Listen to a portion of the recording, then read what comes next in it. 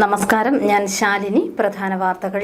Sabari greenfield വിമാനത്താവളം ഭൂമി ഏറ്റെടുക്കൽ ഉടൻ നടത്തണമെന്ന് സാമൂഹികാഘാത പഠനത്തിന്റെ അന്തിമ റിപ്പോർട്ട്. പദ്ധതി ബാധിതർ 481 കുടുംബങ്ങൾ. ആഹ്ലാദത്തോടെ പുതുവർഷത്തെ വരവേറ്റ് കോട്ടയം കാർണിവലിനെത്തിയത് പതിനായിരങ്ങൾ. പാപ്പാഞ്ഞിയെ കത്തിച്ച് ആഘോഷം. എരുമേലി കണമലയിൽ ശബരിമല തീർത്ഥാടകരുടെ ബസ് മറിഞ്ഞു. ഡ്രൈവർ മരിച്ചു. അപകടത്തിൽപ്പെട്ടത് ആന്ധ്ര സ്വദേശികൾ. അപകടമുണ്ടായത് ബുധനാഴ്ച പുലർച്ചെ. സംരംഭകത്വ പ്രോത്സാഹനത്തിന് 1 കോടി രൂപ. പരീക്ഷാ മൂല്യനിർണ്ണയവും പൂർണ്ണമായും ഓൺലൈനാക്കും. ഗാന്ധി മ്യൂസിയവും ഡോക്ടർ അംബേദ്കറുടെ പേരിൽ പഠന കേന്ദ്രവും. MG സർവകലാശാല ബഡ്ജറ്റ് അവതരിപ്പിച്ചു. വാർത്തകൾ വിശദമായി. ശബരിമല ഗ്രീൻഫീൽഡ് വിമാനത്താവളത്തിനായുള്ള ഭൂമി ഏറ്റെടുക്കുന്നത് വേഗത്തിൽ വേണമെന്ന് സാമൂഹികാഘാത പഠനത്തിന്റെ അന്തിമ റിപ്പോർട്ട്. 481 കുടുംബങ്ങളെ പദ്ധതി ബാധിക്കും. ശബരി ഗ്രീൻഫീൽഡ് വിമാനത്താവളത്തിനായുള്ള ഭൂമി ഏറ്റെടുക്കൽ കാലതാമസം കൂടാതെ ചെയ്യണമെന്ന് സാമൂഹ്യാഘാത പഠനത്തിന്റെ അന്തിമ report. Thrikkakara Bharat Mata college of social work വിഭാഗം തയ്യാറാക്കിയ റിപ്പോർട്ടിലാണ് ഈ ശുപാർശ. അന്തിമ റിപ്പോർട്ട് ജില്ലാ കളക്ടർക്ക് സമർപ്പിച്ചു. ഭൂമി ഏറ്റെടുക്കൽ നടപടികൾ താമസിച്ചാൽ കുട്ടികളുടെ വിദ്യാഭ്യാസം, വിവാഹം, ബിസിനസ്, കൃഷി, മറ്റു ഉപജീവന മാർഗങ്ങൾ എന്നിവയ്ക്ക് ബാങ്ക് വായ്പ എടുക്കാനും സ്ഥലങ്ങളുടെ ക്രയവിക്രയം നടത്തുന്നതിനും തടസ്സങ്ങൾ നേരിടും. അതിനാൽ ഭൂമി ഏറ്റെടുക്കൽ പ്രക്രിയ കാലതാമസം കൂടാതെ നടത്തണമെന്ന് റിപ്പോർട്ടിൽ പറയുന്നു. ഭൂമി ഏറ്റെടുക്കലിൽ നഷ്ടപരിഹാരത്തിന്, സുതാര്യതയ്ക്കും പുനരധിവാസത്തിനും പുനഃസ്ഥാപനത്തിനുമായുള്ള അവകാശ നിയമം 2013, ഇതോടനുബന്ധിച്ചുള്ള സർക്കാർ ഉത്തരവുകൾ എന്നിവ പാലിച്ചു വേണം സ്ഥലം ഏറ്റെടുക്കൽ. കഴിയുന്നത്ര വേഗം നഷ്ടപരിഹാരം കൈമാറണം. പദ്ധതി പ്രദേശത്ത് നിന്ന് മാറി താമസിക്കേണ്ടി വരുന്നത് കഠിനമായ പ്രത്യാഘാതമായി പരിഗണിച്ച് അവർക്ക് മുൻഗണന നൽകണം. പ്രദേശത്തെ മുതിർന്നവർ, വിധവകൾ, ഒറ്റപ്പെട്ടു കഴിയുന്നവർ എന്നിവർക്ക് പുനരധിവാസ പദ്ധതികൾ നടപ്പിലാക്കണം. പ്രദേശത്തെ സ്കൂൾ ഏറ്റെടുക്കുന്നതിനാൽ വിദ്യാർത്ഥികളുടെ വിദ്യാഭ്യാസം തുടരുന്നതിനും അധ്യാപകരുടെ ജീവനക്കാരുടെയും തൊഴിൽ നിലനിർത്തുന്നതിനും നടപടി വേണം. പ്രദേശത്തെ 7 ആരാധനാലയങ്ങൾ സംരക്ഷിക്കാനോ മാറ്റിസ്ഥാപിക്കാനോ നടപടി സ്വീകരിക്കുന്നതിനൊപ്പം ഇവിടുത്തെ ജീവനക്കാരുടെ തൊഴിൽ സംരക്ഷിക്കുകയും വേണം. ഏറ്റെടുക്കുന്ന ഭൂമിയിലെ മുറിച്ചു മാറ്റപ്പെടുന്ന ഫലവൃക്ഷങ്ങൾ, മരങ്ങൾ എന്നിവരുടെ നഷ്ടപരിഹാരം ഭൂ ഉടമകൾക്ക് നൽകണമെന്നും തോടുകളും നീരൊഴുക്കുകളും സംരക്ഷിക്കണമെന്നും റിപ്പോർട്ടിലെ മറ്റ് നിർദ്ദേശങ്ങളാണ്. 481 കുടുംബങ്ങളെയാണ് പദ്ധതി ബാധിക്കുക. 242 കുടുംബങ്ങൾ സ്വന്തം ഉടമസ്ഥതയിലുള്ള ഭൂമിയിലും 238 തൊഴിലാളികളും അവരുടെ കുടുംബങ്ങളും ചെറുവള്ളി എസ്റ്റേറ്റിലെ ലയങ്ങളിലുമാണ് താമസിക്കുന്നത്. ഒരു കുടുംബം വാടക വീട്ടിലുമാണ് താമസിക്കുന്നത്. News bureau, Ponkunnam. ആവേശത്തോടെ പുതുവർഷത്തെ കോട്ടയം ജില്ല വരവേറ്റു. വടവാതൂർ മീനന്തറയാറിന് സമീപത്തെ പാടശേഖരത്തിൽ ഒരുക്കിയ പാപ്പാഞ്ഞിയെ കത്തിച്ചായിരുന്നു കോട്ടയംകാരുടെ കാർണിവൽ. ആയിരക്കണക്കിന് ആളുകളാണ് പുതുവത്സരാഘോഷത്തിൽ പങ്കുചേർന്നത്.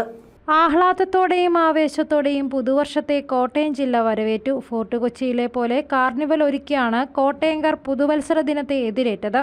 ആകാശത്ത് വിസ്മയം തീർത്ത വെടിക്കെട്ടിനൊപ്പം പാപ്പാഞ്ഞിയെ കത്തിച്ചായിരുന്നു ആഘോഷങ്ങൾ.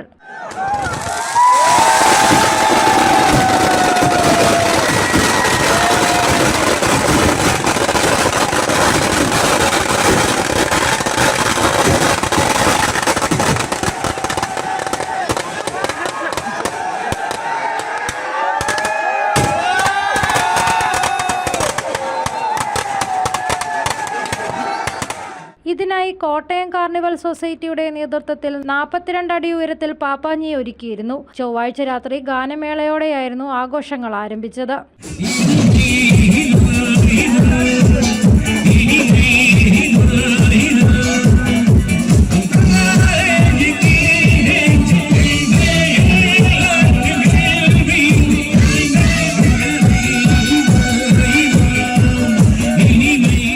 വിജയപുരം ഗ്രാമപഞ്ചായത്ത് പ്രസിഡന്റ് VT സാമൻകുട്ടി പ്രസിഡന്റായ കോട്ടയം കാർണിവൽ സൊസൈറ്റിയാണ് ആഘോഷം ഒരുക്കിയത്. കോട്ടയം ജില്ലയുടെ വിവിധ ഇടങ്ങളിൽ നിന്നായി 10,000-കണക്കിന് ആളുകളാണ് കാർണിവലിൽ പങ്കെടുത്തത്.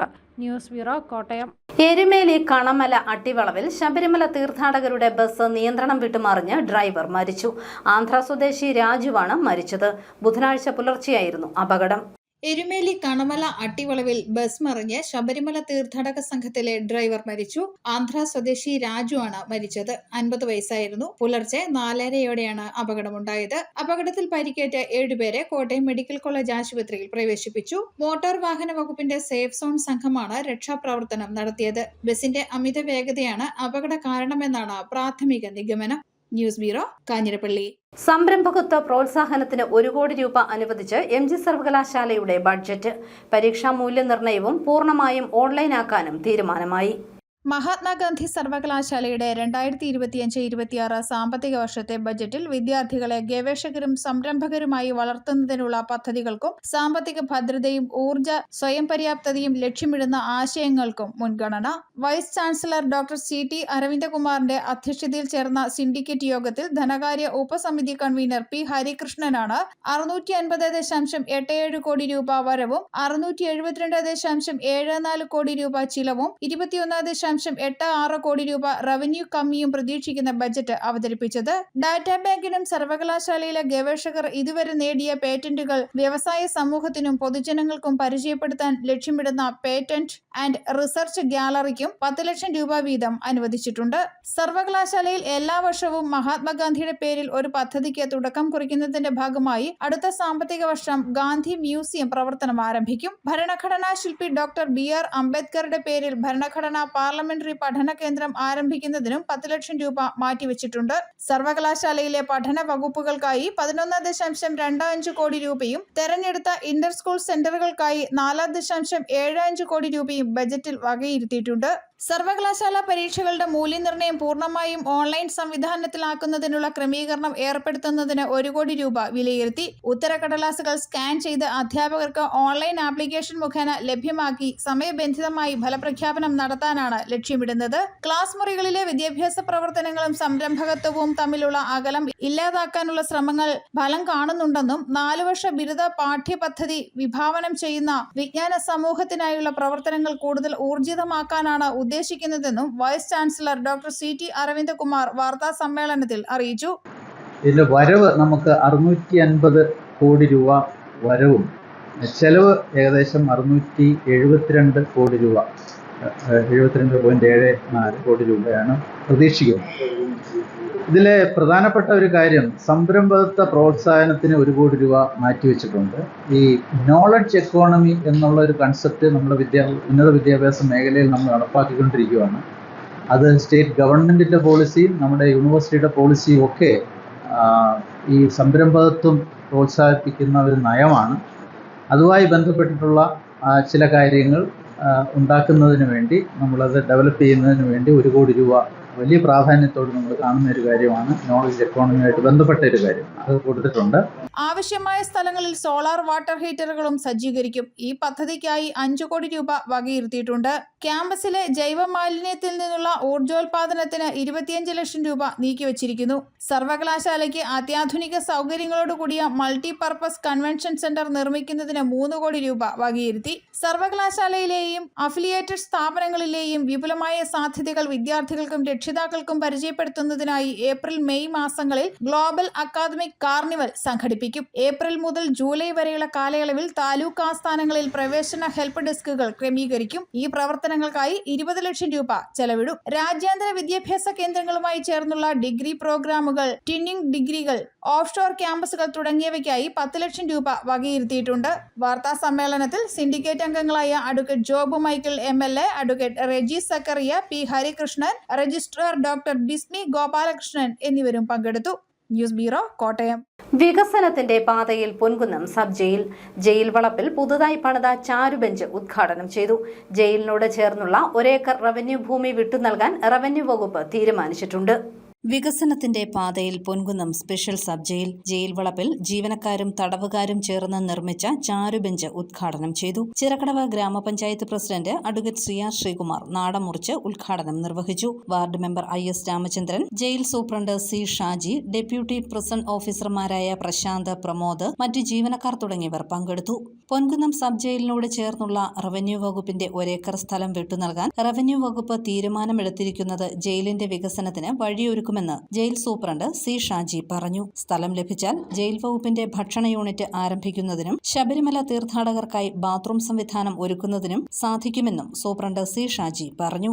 പൊൻകുന്നം ജയിലിനെ സംബന്ധിച്ചിടത്തോളം നമ്മൾ ജയിലിനോട് ചേർന്നിട്ടുള്ള 1 ഏക്കർ സ്ഥലം റവന്യൂ ഭൂമി ജയിൽ വികസനത്തിന് വേണ്ടി നൽകുന്നതിന് വേണ്ടി റവന്യൂ വകുപ്പ് തീരുമാനിച്ചിട്ടുണ്ട്. ഇന്ന് കേരളത്തിലെ ജയിൽ വകുപ്പ് നിരവധി പദ്ധതികൾ നടപ്പിലാക്കുന്നു. എന്നാൽ കോട്ടയം ജില്ലയിൽ നമ്മുടെ ഭക്ഷണ യൂണിറ്റോ മറ്റു പദ്ധതികളോ ഒന്നും തന്നെയില്ല.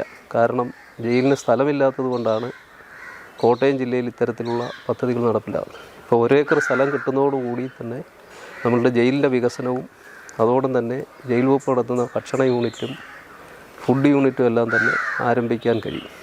അത് പൊൻകുന്നത്തിൻ്റെ ഒരു പ്രത്യേകത ഉണ്ട്. ശബരിമലയുമായി ബന്ധപ്പെട്ട സ്ഥലമാകുന്നതുകൊണ്ട് ബാത്റൂം സംവിധാനം ഇവിടെ അനിവാര്യമായ ഒരു പ്രദേശമാണ്. അപ്പോൾ അതും നമുക്ക് ഇതിനകത്ത് ഈ 1 ഏക്കർ സ്ഥലം ലഭിക്കുന്നതോടുകൂടി ചെയ്യാൻ കഴിയും. ജയിലിനോടനുബന്ധിച്ച് തടവുകാരുടെ നേതൃത്വത്തിൽ മാലിന്യ നിർമ്മാർജ്ജന സംവിധാനവും വാഹനങ്ങൾ പാർക്ക് ചെയ്യുന്നതിനുള്ള ഷെഡും പണിതിട്ടുണ്ട്. News bureau, Ponkunnam. ചിറക്കടവ് മണക്കാട്ട് ശ്രീഭദ്ര ക്ഷേത്രത്തിലെ തിരുവുത്സവം ആറാട്ടോടെ സമാപിച്ചു. ആറാട്ടുകടവിൽ നടന്ന തിരുവാറാട്ട് തൊഴാൻ നൂറുകണക്കിന് ഭക്തർ എത്തി. ചിറക്കടവ് മണക്കാട്ട് ശ്രീഭദ്ര ക്ഷേത്രത്തിലെ തിരുവുത്സവത്തിന് ആറാട്ടോടെ സമാപനം. ചൊവ്വാഴ്ച വൈകിട്ടായിരുന്നു ആറാട്ട് ബലിയും ആറാട്ടെഴുന്നള്ളിപ്പും. തുടർന്ന് തിരുവാറാട്ടും നടന്നു. ദീപാലങ്കൃതമായ ആറാട്ടുകടവും പരിസരവും ഭക്തരെ നിർവൃതിയിലാഴ്ത്തി. ദേവീമന്ത്രങ്ങൾ ഉരുവിട്ട് ഭക്തർ തിരുവാറാട്ട് ദർശിച്ചു.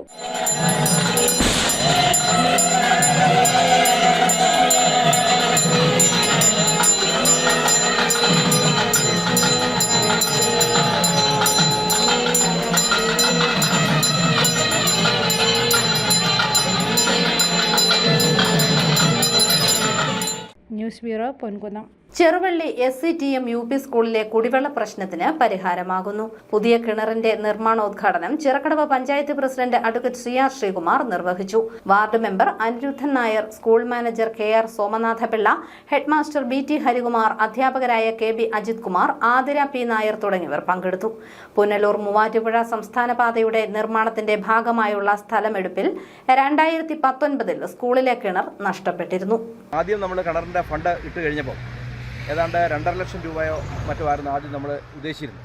പക്ഷേ അതിൻ്റെ ഡീറ്റെയിൽ എസ്റ്റിമേറ്റ് എടുത്തു കഴിഞ്ഞപ്പോൾ ആ പൈസ കൊണ്ട് തികയല്ല എന്ന് മനസ്സിലാക്കുകയും അതിനെ തുടർന്ന് അത് 5 ലക്ഷം രൂപയായിട്ട് വർദ്ധിപ്പിച്ച് കിണറിൻ്റെ പണി പൂർത്തീകരിച്ച് അത് കൃത്യമായി കെട്ടി റിങ്ങൊക്കെ ഇറക്കി കെട്ടി സേഫ് ആകുന്ന രീതിയിലേക്കുള്ള പദ്ധതിയായിട്ടത് വിപുലപ്പെടുത്തുകയും ചെയ്യുകയാണ് ചെയ്തത്. അതിനുശേഷം നിരവധിയായിട്ടുള്ള സാങ്കേതിക തടസ്സങ്ങൾ, ഒരുപക്ഷേ ഗ്രാമപഞ്ചായത്തുമായി ബന്ധപ്പെട്ട് നിൽക്കുന്നവർക്ക് മാത്രം മനസ്സിലാകുന്ന ചില പ്രശ്നങ്ങളുണ്ട്. കാരണം ഈ കിണറിൻ്റെ പ്രോജക്റ്റ് ഏതാണ്ട് നമ്മൾ വെച്ചിട്ട് 2 വർഷത്തിൽ മുകളിലായിരുന്നു എൻ്റെ ഓർമ്മ, 2 വർഷത്തിൽ മുകളിലായി. അപ്പോൾ അതിനിടയ്ക്ക് വന്ന നിരവധിയായിട്ടുള്ള സാങ്കേതിക തടസ്സങ്ങൾ നമ്മൾ ഇതിൻ്റെ നിർമ്മാണ പ്രവർത്തനങ്ങൾക്ക് വളരെ വൈകിക്കുന്നതിന് കാരണമായിട്ടുണ്ട്. തീർച്ചയായിട്ടും പ്രിയപ്പെട്ട രാജു ചേട്ടൻ, എനിക്ക് പറയാതിരിക്കാൻ വേണ്ടി കഴിയില്ല, ഇതിൻ്റെ പുറകെ നിൽക്കുകയായിരുന്നു. ഇതിൻ്റെ റവന്യൂ അധികാരികളെ കാണാനും അതിൻ്റെ പ്ലാൻ എടുക്കാനും ഒക്കെ അതിൻ്റെ പുറകെ നിന്നതിൻ്റെ ഫലമായിട്ടാണ് നമുക്ക് ഇപ്പോഴെങ്കിലും ഈ പണിയൊന്ന് ആരംഭിക്കാൻ വേണ്ടി കഴിഞ്ഞിട്ടുള്ളത്. വിദേശത്ത് കുടുങ്ങിയ ദമ്പതിമാരെ നാട്ടിലെത്തിക്കാൻ മന്ത്രി VN വാസവന്റെ ഇടപെടൽ. ഏറ്റുമാനൂർ പട്ടിത്താനം സ്വദേശി വിഷ്ണുവും ഭാര്യയുമാണ് മന്ത്രിയുടെ ഇടപെടലിൽ നാട്ടിലെത്തിയത്. വിദേശത്ത് കുടുങ്ങിയ ദമ്പതിമാർ മന്ത്രി VN വാസവന്റെ ഇടപെടലിൽ നാട്ടിൽ തിരിച്ചെത്തി. ഏറ്റുമാനൂർ പട്ടിത്താനം സ്വദേശി വിഷ്ണുവും ഭാര്യ ടിൻഡുവുമാണ് മാസങ്ങളായി ബഹ്റിനിൽ കുടുങ്ങിയത്. അബുദാബിയിൽ ഷെഫായി ജോലി ചെയ്തിരുന്ന വിഷ്ണു ഭാര്യയ്ക്കൊപ്പം ബഹ്റിനിൽ പുതിയ ജോലിക്കായി എത്തിയതായിരുന്നു. എന്നാൽ വിഷ്ണുവിന് പുതിയ ജോലി ലഭിച്ചിരുന്നില്ല. ഗർഭിണിയായ ടിൻഡുവിനും ജോലിയിൽ പ്രവേശിക്കാൻ കഴിഞ്ഞില്ല. ഇതോടെ ഇവർ പ്രതിസന്ധിയിലായി. മാസങ്ങളായി സുഹൃത്തുക്കളുടെ സംരക്ഷണയിലായിരുന്നു ഇവർ. തിരികെ നാട്ടിലെത്താൻ മാർഗമില്ലാതെ വിഷമിച്ച അവസ്ഥയിലാണ് വിഷ്ണുവിന്റെ അമ്മ ലിസി മന്ത്രി VN വാസവനെ കഴിഞ്ഞ ഞായറാഴ്ച സമീപിച്ചത്. ബഹ്റിനിൽ വിളിച്ച് എൻ്റെ പ്രിയപ്പെട്ട സുഹൃത്ത് വിപിനുമായി സംസാരിച്ചു.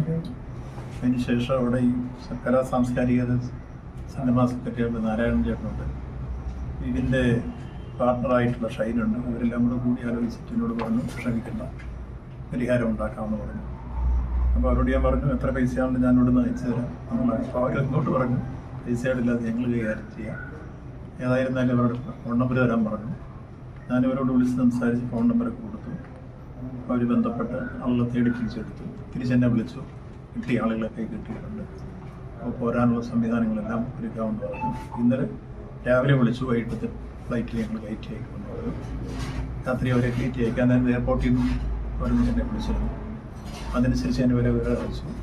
ഏതായാലും അവർ കൃത്യമായി യാതൊരു വിഷമവും കൂടാതെ നാട്ടിൽ തിരിച്ചെത്തി. തുടർന്ന് മന്ത്രിയുടെ ആവശ്യപ്രകാരം ബഹ്റിനിലെ സാംസ്കാരിക സംഘടനകളുടെ ഇടപെടലിൽ തിങ്കളാഴ്ച വിഷ്ണുവും ഭാര്യയും നാട്ടിലെത്തി. കഴിഞ്ഞ ഇന്നലെയല്ല അതിന് മുമ്പത്തെ ഞാൻ സാറിൻ്റെ അടുത്ത് വന്ന് എൻ്റെ സങ്കടങ്ങൾ ഞാൻ സാറിനോട് പറഞ്ഞു. എൻ്റെ മുന്നിൻ്റെ പോലെ പോരാൻ ഒരു നിവൃത്തിയില്ല, മോളാണ് ഗർഭിണി, ഇതുവരെയായിട്ട് അവർക്ക് ചികിത്സ പോലും കൊടുക്കാൻ പറ്റിയിട്ടില്ല. അങ്ങനത്തെ സാഹചര്യം ഞാൻ സാറിന് പറഞ്ഞപ്പം ഞായറാഴ്ച ഞാൻ പറയുകയും 2 ദിവസത്തിനുള്ളിൽ സാറ് എനിക്ക് ടിക്കറ്റ്, എൻ്റെ മോന് ടിക്കറ്റ് ഓക്കെ എന്ന് എൻ്റെ വിളിച്ചു പറഞ്ഞു. എൻ്റെ മോനെ ഇവിടെ എത്തിക്കാനുള്ള കാരണം സാറിൻ്റെ വലിയൊരു മനസ്സുകാരാണ് എൻ്റെ മോൻ ഇവിടെ ഇപ്പോൾ എത്തിയത്. എൻ്റെ മോനും മോളും ഇന്നലെ 2:40 ഫ്ലൈറ്റിൽ അവിടെ നിന്ന് ബഹറിൽ നിന്ന് കയറി ഇവിടെ 9:30 നെടുമ്പാശ്ശേരിയിലെത്തി. 1 മണിയായപ്പോൾ എൻ്റെ മോൻ എൻ്റെ വീട്ടിൽ വന്നു. എൻ്റെ മോനും മരുമോളും. മന്ത്രി VN വാസവനെ നേരിട്ടെത്തിയാണ് ലിസി നന്ദി അറിയിച്ചത്. News bureau, Kottayam. മന്നം ജയന്തി ആഘോഷങ്ങളുടെ ഉദ്ഘാടകനായി രമേശ് ചെന്നിത്തലയെ നിശ്ചയിച്ചതിനെതിരെ സമസ്ത നായർ സമാജം. NSS നേതൃത്വത്തിന്റെ ഈ നടപടി മന്നത്ത് പത്മനാഭനോടും നായർ സമുദായത്തോടുമുള്ള അനാദരവാണെന്നും സമസ്ത നായർ സമാജം ജനറൽ സെക്രട്ടറി പെരുമുറ്റം രാധാകൃഷ്ണൻ പറഞ്ഞു. ഒരു സമുദായത്തിന്റെ പേര് പറഞ്ഞുകൊണ്ട് കഴിഞ്ഞ നിരവധി വർഷമായിട്ട് ഒരു പ്രത്യേക രാഷ്ട്രീയ പാർട്ടിയുടെ മാത്രം പ്രതിനിധികളെ പങ്കെടുപ്പിച്ചുകൊണ്ട് മഹാനായ മന്നത്ത് പത്മനാഭൻ്റെ ജയന്തിയും സമാധിയും ഒക്കെ ആഘോഷിക്കുന്നതാണ് നമ്മൾ കാണാൻ സാധിക്കുന്നത്. ഈ അടുത്ത കാലത്ത് ഞങ്ങൾ സാധാരണ ഇതിനങ്ങനെ പുറപ്പെടാറില്ല. സമസ്ത നായർ സമാജത്തിന് വ്യക്തമായ സ്റ്റാൻഡുണ്ട്. കഴിഞ്ഞ 10-15 വർഷമായിട്ട് അത് വളരെ ശക്തമായി പ്രവർത്തിച്ചുകൊണ്ടിരിക്കുക. പക്ഷേ ഈ പേരിൽ ഞങ്ങൾക്കൂടെ ആക്ഷേപമായി മാറുന്ന ഒരു സ്ഥിതിയിലേക്ക് വന്നതുകൊണ്ടാണ് ഞങ്ങൾ പത്രക്കാരെ കാണാമെന്ന് ധരിച്ചത്. കാരണം മഹാനായ മന്നത്ത് പത്മനാഭൻ, ഒന്ന് ആലോചിച്ച് നോക്കൂ, ആരായിരുന്നു അദ്ദേഹം? അദ്ദേഹത്തിൻ്റെ ഇരുത്തയും നിർത്തയൊക്കെ നിങ്ങൾക്കറിയാം, കണ്ടാൽ തന്നെ. അദ്ദേഹത്തിൻ്റെ ജയന്തി ഈ പ്രാവശ്യം ഉദ്ഘാടനം ചെയ്യുന്ന ആരാണ്? കേരളത്തിൽ യാതൊരു പ്രസക്തിയുമില്ലാത്ത, ഇന്ത്യൻ രാഷ്ട്രീയത്തിൽ ഒരു പ്രസക്തിയുമില്ലാത്ത, കേരളത്തിലോ ഇന്ത്യയിലോ ഭരണകക്ഷിയല്ലാത്ത, പ്രത്യേകിച്ച് ഈ സാധനം അവിടെ വന്നതുകൊണ്ട് ഒരു പ്രയോജനവും ഈ സമൂഹത്തിനുണ്ടാകാനും പോകുന്നില്ല. അങ്ങനെയുള്ള ഒരു വ്യക്തിയെ വിളിച്ചു വരുത്തി മറ്റന്നാൾ നടക്കുന്ന മന്നം ജയന്തി ഉദ്ഘാടനം ചെയ്യാൻ പോവുക. ഈ സമുദായത്തിന് എന്ത് ഗുണമാണ് ആ വ്യക്തിയുടെ പ്രഭാവം കൊണ്ട്, സാന്നിധ്യം കൊണ്ട് ഉണ്ടാകാൻ പോണേ? അറിയിപ്പ്.